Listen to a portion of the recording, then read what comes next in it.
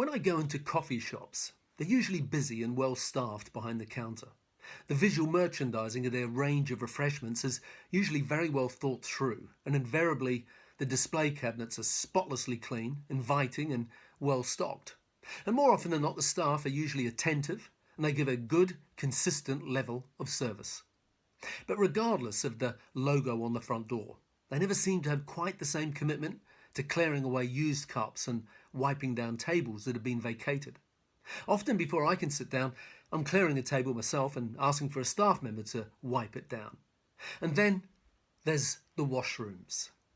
Imagine if you walked into the washrooms and as much thought and care had gone into the visual merchandising of what the washroom looked like. Imagine if the washrooms were maintained to as high a standard of cleanliness as his display cabinets were at front of house. Imagine if the washrooms were inspected and cleaned every 30 minutes so that they were always spotlessly clean, and if something was broken, that it was fixed or replaced immediately. In my high street, there are several coffee shops, all vying for my business, all wanting to attract the same customer to spend their money with them for their daily caffeine fix. If one of those coffee shops made the effort to be known for not just good coffee, but for having 5-star loos, they would get my business every time. And I'm sure it's not just me that thinks like that. So what about salons?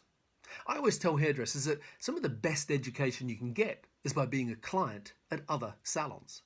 More often than not, I use the washrooms when I'm in a salon just so that I can check it out.